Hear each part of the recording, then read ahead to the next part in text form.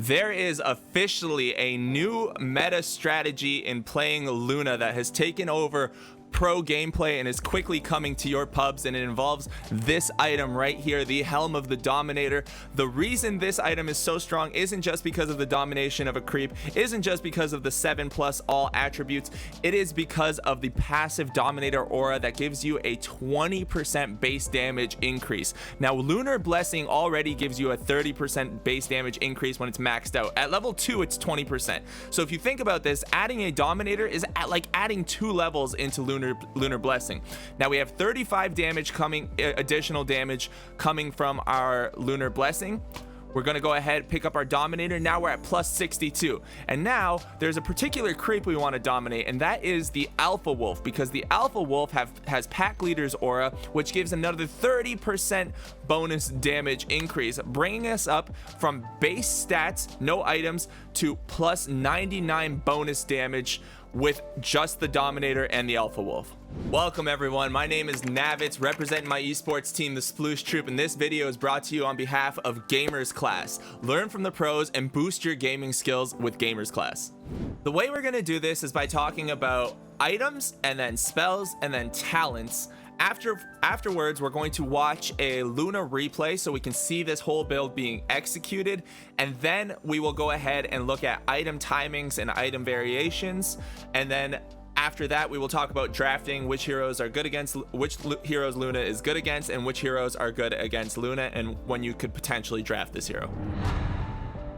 For our starting items, we're gonna get 2 sets of tangos, 1 healing salve, and 2 slippers of agility. The reason we're doing this is because our slippers of agility will build into our wraith bands that we're going to be buying, and then we will also get a magic wand. Magic wand is obviously for team fighting and survivability, and then we will upgrade into power treads. After we upgrade to our power treads, our next move is to get Helm of the Dominator as early as possible. This is your first major item, and this is when you can actually start moving around the map and fighting and taking towers. Afterwards, we will be going with the Manta style. Manta is almost an essential item on Luna because it helps her with survivability, but also because of how good it is at clearing waves, with the fact that her illusions also get her Moonglaive passive. Then we will go ahead and get the BKB, followed up by a Butterfly and a Satanic. Now, the old popular build, and I'm not 100% convinced that Helm of the Dominator is better than it yet, but it's by far the more popular build at the moment, was to go Mask of Madness into Manta into Butterfly, then split up your Mask of Madness and turn it into a Butterfly and Satanic. That is something you could try if you'd like, but right now we're talking about the Dominator build. Situationally, sometimes you need a Dragonlance to build into a Hurricane Pike or a Lincoln Sphere.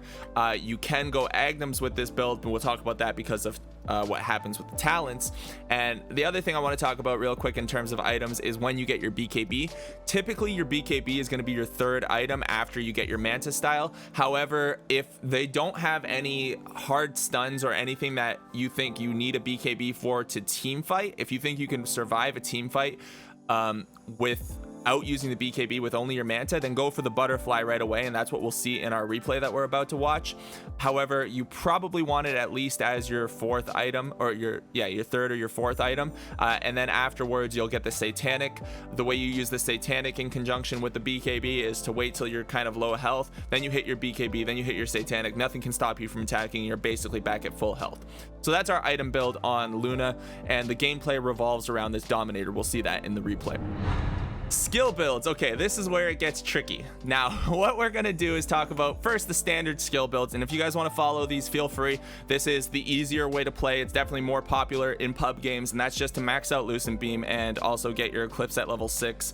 Both Tortellini and Immortal Faith's guides are pretty standard in that regard. Instead of talking about that, what we're going to talk about is what I have been seeing quite a bit, actually, is to go for a more farming based build, and that will involve not getting points in Eclipse until later levels in the game. Now this will change depending on how your game's going, and if you're trying it for the first couple times, you'll probably get punished and feel like you really wish you had a point in Eclipse. But you have to really remember this is a farming based build. So you get 1 point in Lunar Blessing because it helps you last hit early game. Then what you will do is get 3 points in Lucent Beam because this will also help you lane. It'll help you get last hits. And then you're gonna get 3 points in Moonglaves. I've been seeing a lot of pros get 3 points in Moonglaves. It bounces 3 times, and then I think it's also because it has a bit of diminishing returns after 3. For the 6 bounces, it reduces damage by 35% per bounce. So after 3 points, I don't know how worth it is. I've basically been seeing everybody go 3 points in Moonglaive. Then Lunar Blessing, they'll cap out at 3 points as well. And at this point, some people continue to get Lunar Blessing and Moonglaive before they get Eclipse, but others go for the cast range talent. Then they'll get Eclipse at level 11 and 12, and after that they'll cap off Lucent Beam at level 13. Then they'll finish off their Lunar Blessing and their Moonglaive last. That's sort of what I've been seeing, and well, we will see this actually executed in the game we're about to watch. It's like I said, it's a farm-based build, so you have to understand that your objective is to push where you can but play safe, and to try to maximize your farm for a strong mid-game timing when you're going to fight after you get your Manta or your BKB. Now looking at talents, the talent tree, the way we're going to build this is another big change to Luna, because everyone used to go for the attack speed, movement speed, all stats, and lifesteal talents. Now what you're seeing pretty much everyone do, because of how much stronger they made the spellcasting talents on Luna over the physical damage talents, everyone's basically taking the spellcasting talents because they're just so good. 350 cast range talent. This is not just good because you can do damage, obviously, but your Lucent Beam has a 0.8 second mini stun, so that allows you to cancel TPs. It allows you to cancel channeling spells like black holes from a really far distance. It can be or Bane's Fiend's Grip, all kinds of stuff like that. You can disrupt people, and then at level 15, you take minus 3.5 second Lucent Beam cooldown. It means your 300 damage magical spell is off of cooldown every 2.5 seconds. That's very, very strong with an additional 350 cast range. It's pretty bonkers that they've given Luna this many buffs towards the Lucent Beam talents. And then at level 20, another one, 100 base damage in Lucent, or plus 100 damage for the Lucent Beam. And then at level 25, since you are still going for a physical damage based build, you can get the 30% lifesteal. However, sometimes if you decide to build the Aghanim Scepter, you can go ahead and get the plus 0.2 second Eclipse Lucent Beam mini stun. I think it makes it so people are basically like perma stunned if you catch somebody alone, but I think the 30% lifesteal is a little bit better considering the way that we are building the hero. So something that's going to be important for you to be able to execute this build is to know how to get this Alpha Wolf to follow you, because if you just right click on yourself, the Alpha Wolf will not follow you, and how to hotkey your units so you don't end up sending your Alpha Wolf away. So first off, to get your Alpha Wolf to follow you, what you're going to need to do is go to advanced hotkeys and see what your move hotkey is set to. Now I have mine set to Alt T, so what I will do is press Alt and T, click on my Luna, and now my Alpha Wolf will follow me. And the reason I want my Alpha Wolf following me rather than controlling him in a group is because I don't want to send my Alpha Wolf forward into battle and risk losing the Alpha Wolf. So I'd rather have the Alpha Wolf stay behind me. You'll see pretty much every pro player do this, and we'll see it in the replay to come. Now the other thing you want to do is set a control group hotkey for your Manta units. What you can do sometimes is select all controlled units. This is what I normally do with Manta illusions, is I select all my controlled, or I actually select all other units under my control, my F3 hotkey. So that would be if I was to press A, I could press F3 and it would select all other units under my control, and then I would send my Manta Illusions towards a wave. Now the problem with that is that it obviously sends my Alpha Wolf as well, so you have to modify your playstyle a little bit if that's what you do. You have to set a control group hotkey for your Manta Illusions separately, and your control groups are available right here. Control groups 1, 2, 3, and 4. That's what I have set to for my control groups. I'll spawn my illusions, I'll select them. I can press control and click on one to select both, or I can just press shift and click on them. Then I will press control 2, and now when I press the 2 button, it will select my illusions only. So I can go ahead, pop Manta right now, press 2, and send my illusions off without having to worry about where my Alpha Wolf goes. The game is about to start and the action has already begun. Luna is actually looking to come to the off lane in this game. So this game is going to be really interesting to talk about because it's not your cookie cutter matchup. There's a lot of variations and deviations to make one, you think about things a little bit more. By the way, Anti-Mage was forced to take a first point in Blink. That sucks for Anti-Mage. But there's going to be more things to think about, and it's going to allow us to see a little bit about how people think about laning and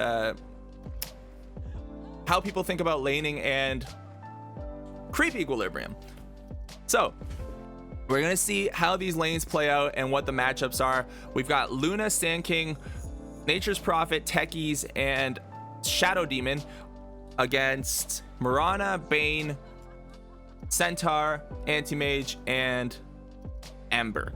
All right, that is those look like pretty fairly stacked teams, and they both have pretty hard-hitting mid-game timing heroes in Anti-Mage and Luna. I think both of them are really good. They're both pretty good picks this game.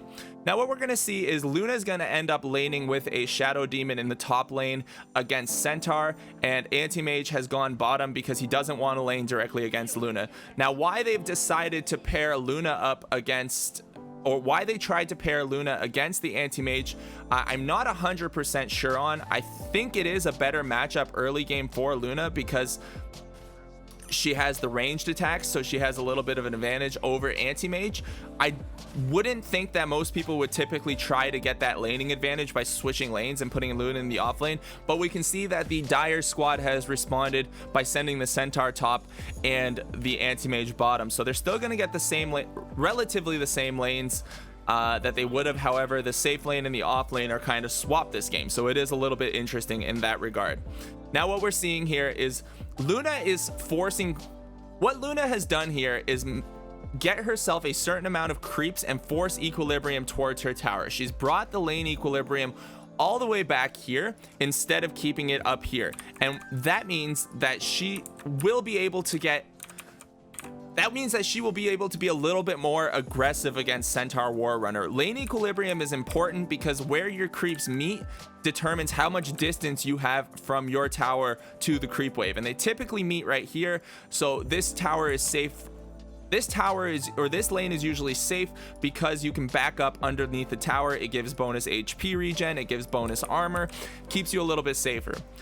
Our Shadow Demon has, did he just pull? Yeah, our Shadow Demon pulled the creep wave here, forcing Centaur to come around, and now Luna is going to just maintain creep equilibrium right here for as long as she can. You can see the creep wave is met, and she's not going to let it come under tower. It might come under tower for a little bit, but she'll pull it back. She also uses Lucent Beam right there to secure a last hit. This is very important to do. When you lane with Luna, you want to use your Lucent Beams to secure last hits if it will help you, or if you can, especially against range creeps. Range creeps give more experience, they give more gold, so you do want to make sure that you are getting the last hits, and if something like that happens like you just saw, make sure you use your mana pool, especially if you're at 100% mana. If you're one of those players who plays at like a full mana pool for the whole laning phase, you're doing something wrong, and you got to figure out how to improve that. Now the creep wave is just going to stay here, and this Centaur is going to get pretty much completely zoned out. Every few seconds that he stays up here, he's going to get hit with shadow poisons, he's going to get hit with Lucent Beams, and he's going to get forced out of lane. Now Luna has 2 points in Lucent Beam, and we're going to speed up this replay a little bit because basically what she's going to do is maintain creep equilibrium right here. She's keeping the creeps alive. She's denying every creep that she can. Look at this, 13 denies with 17 last hits, and she's basically just making sure that Centaur can't get the experience and can't farm here while she can. So pretty standard stuff. Amazing that she was able to pull the wave back here and keep it here for this long. Centaur is just hiding in the bushes because he knows if he comes out, he will lose, or they will see him, and then the Shadow Demon will come forward. Every time it's possible, they come and they throw a Lucent Beam on him. They'll throw down Shadow Poisons, and now Luna is still maintaining creep equilibrium. She has used creep aggro a couple of times to pull the creep wave from under the tower to out from under the tower. That's also important to note. However, she hasn't done it that much because this Centaur hasn't really been able to come to lane. So this is a very easy peasy lane for Luna, and it should show you how you should be able to maintain your lane if you are somebody who doesn't really understand what to do when you have free farm. Now, if she was higher level, instead of doing this, what she would want to do, which we will see in a short period of time, is to push the wave out faster, force it under the tower, where at a higher level she won't care what Centaur does because she knows she can prioritize her farm over Centaur's, and then what she'll do is come farm this camp, come farm this camp, and meet the wave back over here. We'll see that happening shortly. So the 5-minute mark's coming up, and with the 5-minute mark, catapults spawn. Now when the catapults spawn, that allows you to start pushing a wave and doing some tower damage. So she's going to look to do that shortly when the catapult wave gets here, and it's on the way right now. So Luna is going to be pushing forward soon. She's still throwing down all of her mana with her Lucent Beams on the Centaur. Centaur sitting at level 3. And she's approaching her Dominator build. Notice that, oh shoot, I should have mentioned this in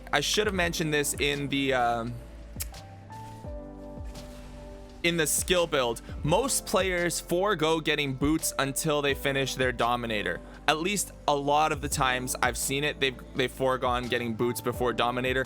After this game, we're gonna look at item build variations, and we'll see how many players go straight Dominator versus how many players go for boots and then Dominator. Maybe just casual boots would be okay, but I think before you get power treads, you want to go for your Dominator in almost all cases. Okay, so Luna is going to be pushing the wave forward now. Shadow Demon's job is going to be to stack this wave, stack camps for her, and she's going to try to get some damage done to this tower if she can. The Centaur is going to rotate back, and we're just going to watch from her perspective at this point. So from her perspective, she knows that Centaur is here. She's pushing the wave forward, and now she's going to come back to stack this camp. She could pull it into this creep tower here. Oh, looks like Moronic shows up to snipe the courier right there. She could have pulled it earlier and taken this wave. However, she would rather have the farm than deny Centaur the wave. So that's something that's important to understand, is when you would rather have farm on your hero over denying another hero farm. Typically, if you're a carry player, what you would rather do is trade your farm for denying make the trade where you get more farm instead of denying the off lane player farm. And Centaur is getting some levels here. He's up to level 4, but Luna's up to level 6. And this is where she starts varying her skill build. Notice that she doesn't take a point in Eclipse because she's not planning on fighting anytime soon. She's planning on farming. She definitely wants to try to take this stack as soon as possible. She's going to push this wave forward. She knows that Centaur is not really a threat to her. He's a solo Centaur. Mirana's over here doing nothing, and they're going to be able to farm this whole camp at this moment. Ember is coming over trying to take the camp from them. They just misses an arrow that Mirana tried to land. And it looks like they're going to be able to steal this camp back. However, Centaur is getting very low on health, and Luna's going to consider going in here, but she doesn't.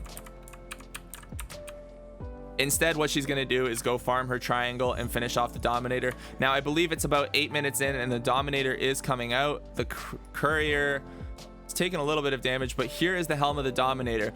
Now, creeps that are good for Helm of the Dominator, this is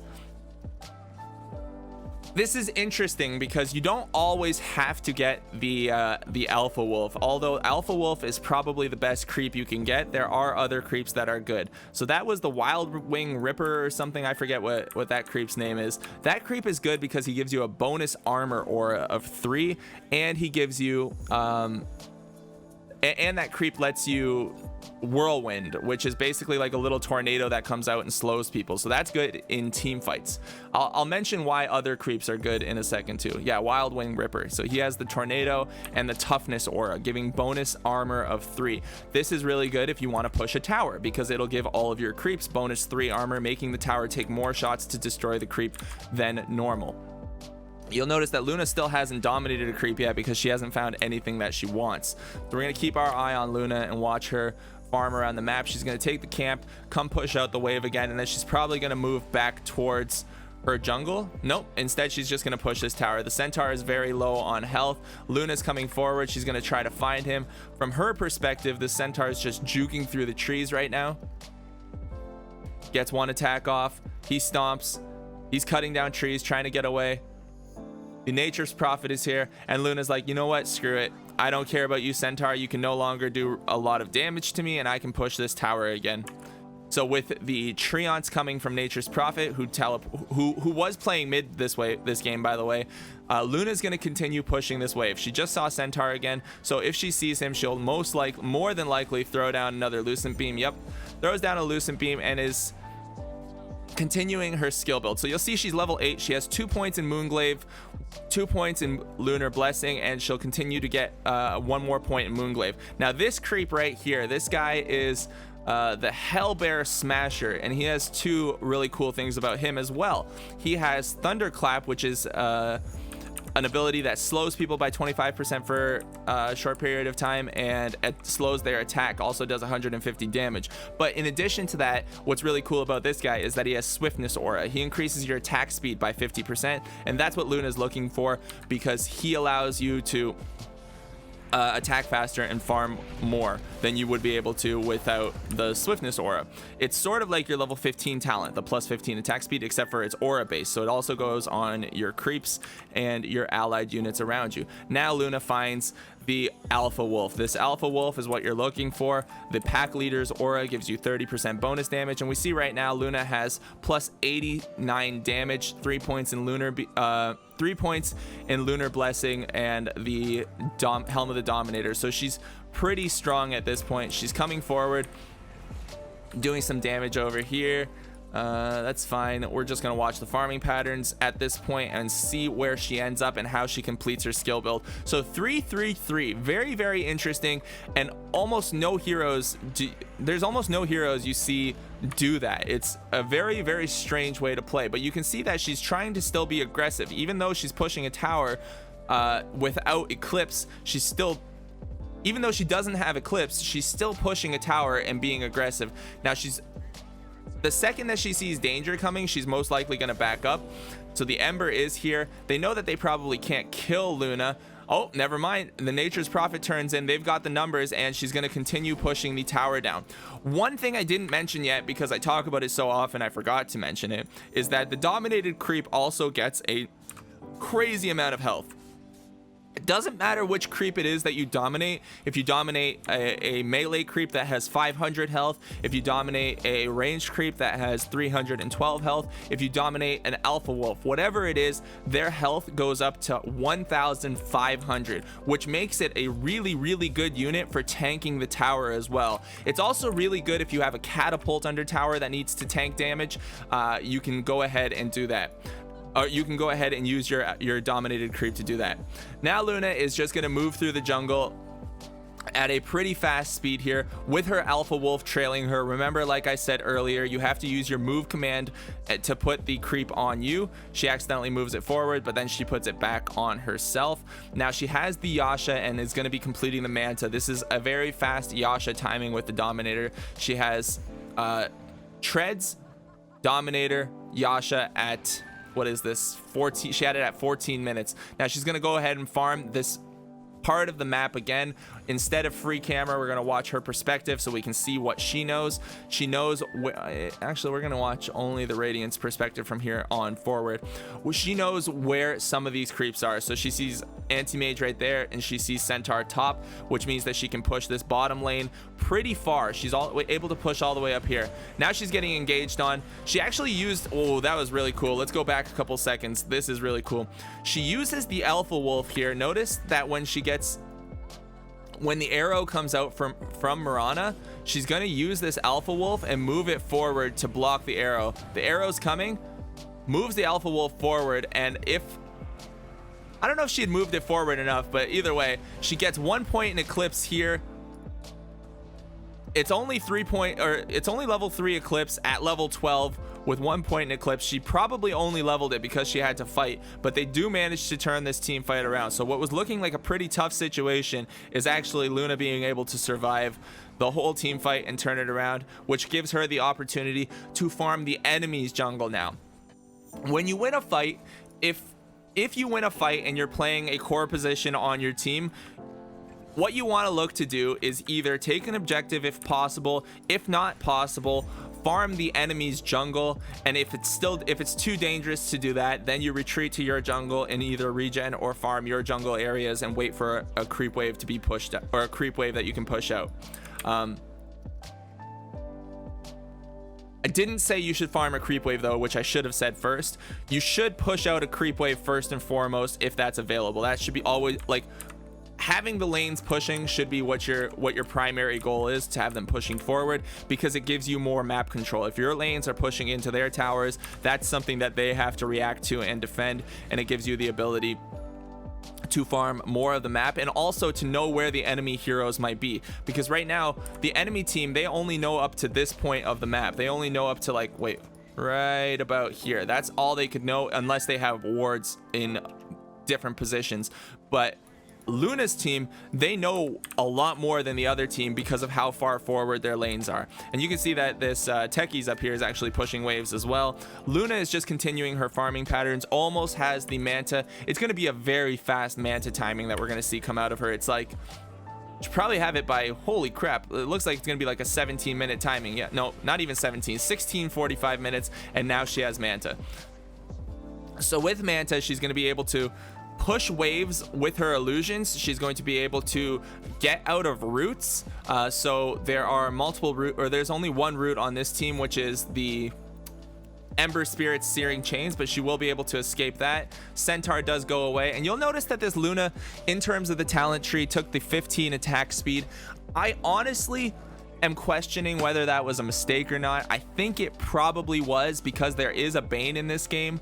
And an Ember Spirit. I think that was probably a mistake. Maybe she was trying something out. I'm just not sure.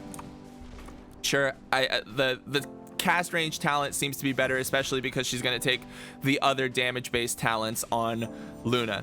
Who knows? Maybe she did it on purpose, but the majority of the time you'll see the cast range talent taken.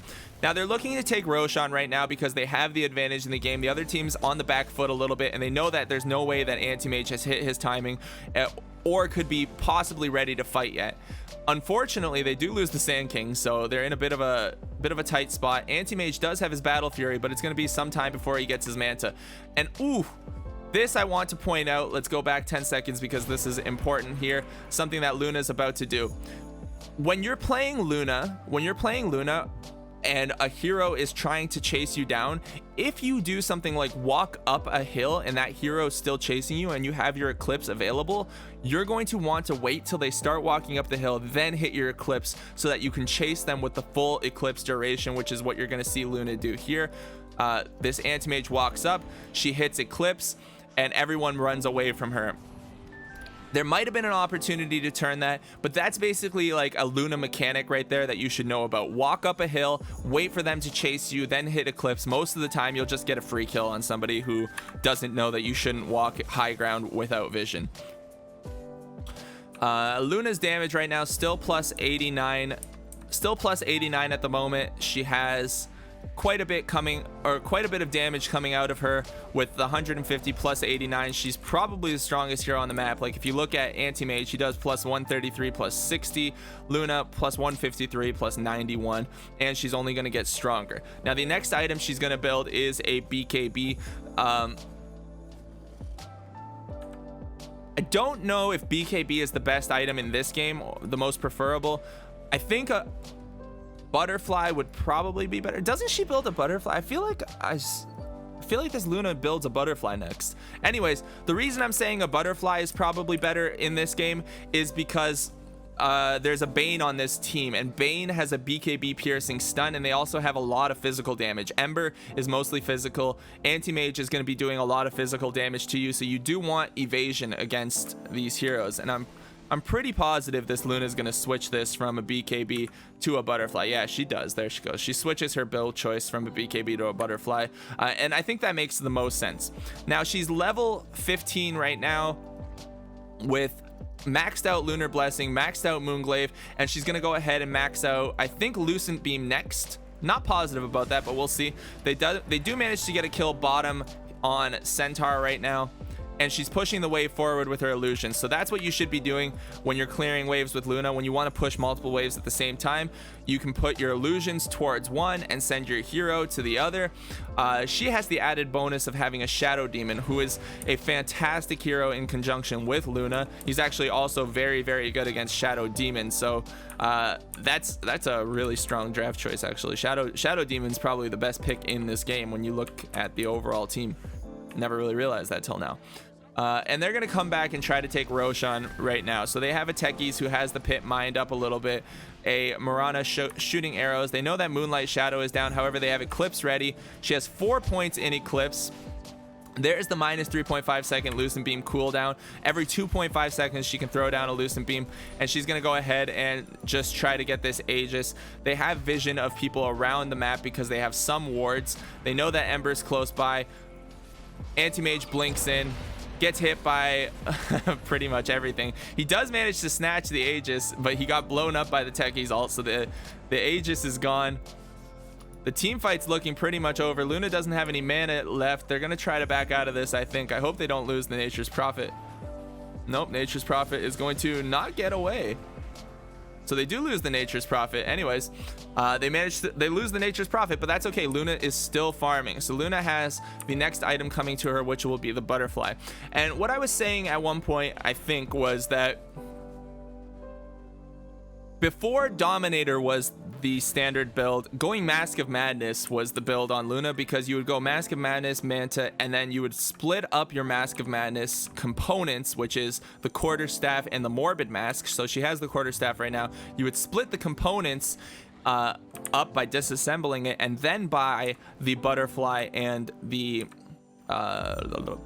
what's that item called? The butterfly and the Satanic, the health stealing item.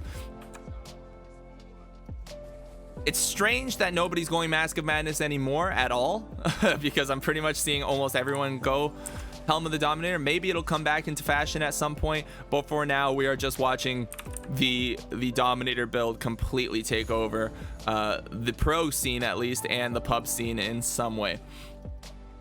So Luna's also farming safe areas of the map. This is important to pay attention to. She's not putting herself into dangerous positions. If you look at the mini map at the or in the middle of the lane, she can see where Ember's Spirit is. She's paying attention to where Ember are, where Bane are, and where Centaur are. Those 3 heroes are the ones who would initiate on her. She knows Anti-Mage probably can't do it yet, and in this game Anti-Mage is actually pretty farmed as well, so they're looking to fight now. They're trying to make something happen. They kill Mirana. Let's see Anti-Mage's farm. So Anti-Mage is actually going for the exact same build as, or for a similar build as Luna, Battle Fury, Manta, Butterfly, because he doesn't want to take the physical damage from Luna. And this is a timing right now. So Luna has her butterfly, she has her Manta style, she's got her dominated creeps. They have a very, very strong advantage, and at this point they're going to push high ground and force the enemy team to fight under tower. This is really smart of them. This is really smart of them to force the team to fight before Anti-Mage gets really, really big. And they actually also managed to force a Mirana buyback. Luna is just going to hit this tower as much as possible and then attack buildings, because her moonglaves will bounce from the buildings to the enemy units at the same time. So she's just pretty much exclusively attacking towers, melts the racks, and now she's going to melt the anti-mage. Continues fighting. The Ember Spirit might get away. It looks like Ember Spirit does get away, and they do manage to take the whole lane of racks while killing Anti-Mage, who, like I said, is pretty farmed here. He's not like an under-farmed Anti-Mage. He's been doing well. He's 5, 2, and 3. It's just that Luna has been having almost a completely free game. She's 3, 0, and 10 at this point. With her butterfly completed, she is going to finish off the BKB next. And when she finishes off the BKB, that will probably let her fight into anything without worrying. Even if they get Bane's Fiend's Grip off, they have some stuff that can deal with that. They have got Disruption, they've got Sand King Stun, they've got Techies Silence. So she should be fine. Whoops, where are you, Luna? Now Luna's just continuing her farm. She has lost her Alpha Wolf. She will try to get that back, and we'll speed this up a little bit more while she farms and the rest of the team puts pressure on the enemies. Finds the Alpha Wolf, farming up her BKB and waiting for her next timing. She is level 20 now. She has taken the extra 100 Lucent Beam damage, and everything's looking good. Finds an Illusion Rune too. How much luckier can you get, man? You find an Illusion Rune, you've got Shadow Demon Illusions. Holy shit. There's like 6 Lunas coming in here. Look at this. That is crazy. So Luna's gonna be just pushing the tower with her illusions, and they're gonna do a lot. Shadow Demon can also disrupt illusions, by the way, if you didn't know that, making it extra powerful. And they're gonna just push high ground here. The BKB is on the way, and they're forcing another fight here. So the enemy team has to come back from wherever they are. If they TP'd out or if they weren't at this area, they're gonna have to get back here. And another lane of racks just melts down, and instead of waiting for the team to, or instead of going top and waiting for this game to extend, they're gonna push as fast as they can to end this game, to try to end this game before Anti-Mage can hit his critical timing. So the ultimate does come out. She mantas out a little bit. Anti-Mage is coming here. He blinks in. He's going to try to do damage to the Luna, but is not going down. He takes so much damage from the illusions and just gets his face melted in half right here. Is he going to be able to get away? The Lucent Beam is keeping him alive. Sand King comes in, stuns. Anti-Mage dies, and with the dead Anti-Mage, Luna doesn't even care about any of these other heroes. Just getting stunned a little bit. Has the BKB, pops the BKB, kills the Centaur, and is going to try to finish this game off by just attacking the Rex, and that should be a completed game from Luna. So that was pretty flawless gameplay. You can see what I was talking about in terms of the skill build. We're going to take a very, very quick look at the skill build one more time to show you about, like, to show you the variations that you can go for. Where are you? Skill builds. To show you the variation that she went for. So like I said, 1 point Lunar Blessing, 2 points Lucent Beam, Moonglaves, Lucent Beam, Moonglaves to level 3, Lunar Blessing up to level 3. Then she took her talent. She went for the attack speed, and then Lunar Blessing at level 11. She might have only taken this because she had to fight at this point in the game. If you guys don't remember, she took a fight right there, and then going ahead and completing the rest of her spells. That was a fantastically executed game by Luna. So here we are taking a look at some item builds to see how other players play this hero. And we'll go ahead and just take a look at a few of the recent ones and what their timings are. So in this game, we see a Dominator first with only one Wraith Band, going into Power Treads afterwards, then the Manta, then the BKB, and then actually Mask of Madness, which they are going to split up into the Butterfly and the Satanic. So that's kind of cool. Later Mask of Madness. Interesting build. Timings are 7.2 minutes, 11:30, 18 minutes and 19 seconds, 24 minutes for the Butterfly, and 31 for the Black King Bar, and 31 minutes for the Butterfly. All very fast timings. We'll see another build here, another Dominator build, except for this one goes treads before the Dominator at 11 minutes and 48 seconds. Next item is going to be the BKB. Actually gets a Yasha, then BKB, doesn't even finish off the Manta. It decides to, instead of finishing off the Manta, go for a Butterfly, Satanic, and then finishes off the Sanjin Yasha later game with a Divine Rapier. So an interesting variation right there. We see again another Dominator build, Power Treads, Dominator, Agnums. This I see sometimes. This is the Agnums way to play. Basically, you do insane amounts of burst damage with the Agnum Scepter build. If you've never tried it, it's okay. This is a support Luna build, position 4. We've seen some of those coming through lately.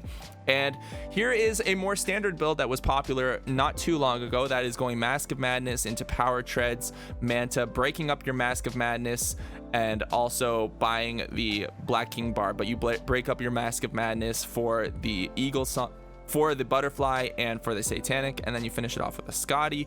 And let's take a look at a couple more just to see if we have any other interesting builds here. We have another Mask of Madness build. Here's another Dominator build, 6-minute Treads, Dominator, 16-minute Manta, 24-minute Butterfly, 28-minute BKB. So this is very similar to the one we just watched. Very fast timings, and that's kind of the standard way to play Luna nowadays. The Mask of Madness, I am not sure if it'll come back into the fold at some point, but the Dominator build is definitely taking over. The Luna drafting discussion. Now, talking about Luna drafting is a bit interesting because the hero can kill a lot of heroes that are also good against her, and that sounds a little bit weird, but because of the way Luna is played and because of how Eclipse works and her cooldown based timings, if certain heroes try to kill her, like let's say a Void Spirit, he jumps on Luna or Luna initiates on him, she can burst him down and kill him with Eclipse and with her right click damage, or fight around his Chronosphere timing, where at the same time Baseless Void, not Void Spirit, can Chronosphere and burst down the Luna. So when you're thinking about picking Luna, you really have to basically think about how the early game is going to go for you, how you're going to be able to get to a mid-game timing, and then play and position well so you don't get beat by these cores that you can also beat. Like another one that you can think about is Morphling. Morphling can waveform in E-Blade and Adaptive Strike you, which could take you from full to 0, depending on how big the Morphling is. Phantom Assassin can blink in and start attacking you, get some critical hits off. Phantom Lancer can close distance on you.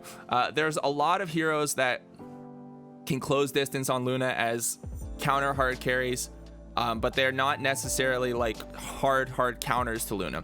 Some offlaners that are decent against Luna or decent to think about are heroes that can build blade mails, because if you catch Luna in an Eclipse, then the offlaner, if Luna catches you in Eclipse and you activate your blade mail and Luna doesn't have BKB, she'll basically take all of her Eclipse damage.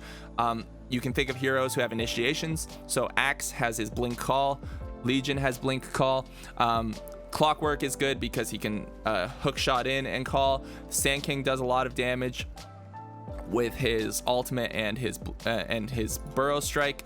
They're all really good heroes. Heroes that can initiate on Luna are pretty good to think about. Now Luna can lane against a lot of heroes, can also lane against a lot of heroes because she's also ranged. So you probably won't be able to win the lane necessarily, although you might. It really depends on the position 4 and the position 5 heroes respectively in each lane. Or in the lane that Luna's in. And then looking at supports that can mess up Luna's life, there's it's really based on positioning as well. I wouldn't say that there's any supports that are super good against Luna. I would say you want to be afraid of things that can lock you down and control you. So Will-O-Wisp, Bane's ultimate is annoying. Things of that nature, like obviously a Warlock drop, Zeus if he gets if it's a position 4 Zeus building the Agnum Scepter, then he's going to basically target you. And then the one hero that we talked about already that we watched in the game was the Shadow Demon, and the Shadow Demon is really good as a complementary pick to Luna, and he's really good as a counter pick to Luna because of Disruption. Disruption creates 2 illusions that do 75% damage, so together if they're both attacking at the same time, they do 150% of Luna's damage. That's very strong, and you can just send them down a lane, you can send them to attack targets, you can put them on a support, whatever you want. As Shadow Demon, it's really strong. Or if you are against Luna, you can just have them attack Luna. Terrorblade also has something like that, which is Reflection, except for Terrorblade's illusion is not destroyable. It causes Luna to move 25% slower, and it does 100% of Luna's damage while also getting the Moonglaves. So Reflection is another really good spell against Luna. And Terrorblade is actually kind of a decent counter pick to Luna. Now, thinking about mid laners that you want to play against Luna, you want to play a more mobility based mid laner that can get in and out of situations, or a mid laner that can maybe burst her. So some of the bursting mid laners would be like Skywrath, OD, maybe even Wind Ranger if you play her mid to get the shackle and then just focus fire her. But other heroes that I'm thinking of that are more popular right now in the meta are heroes like Ember Spirit, Void Spirit, who else? Puck with the Dream Coil, Storm Spirit. These kind of heroes can close distance on Luna, and they also have a way to escape. So, and Queen of Pain also has the blink to escape. She builds Eul Scepters. All those kind of heroes are pretty decent against Luna, I would say. The Visage pick, this is not a good hero to pick against Luna. Actually, most of the heroes who have a lot of summons aren't super great against Luna because of Moonglaive. Moonglaive will destroy Visage's familiars. They'll destroy an army of Chen's creeps. They aren't the best way to deal with Luna. If you're playing against the Luna, I think that you should look for a different type of strategy.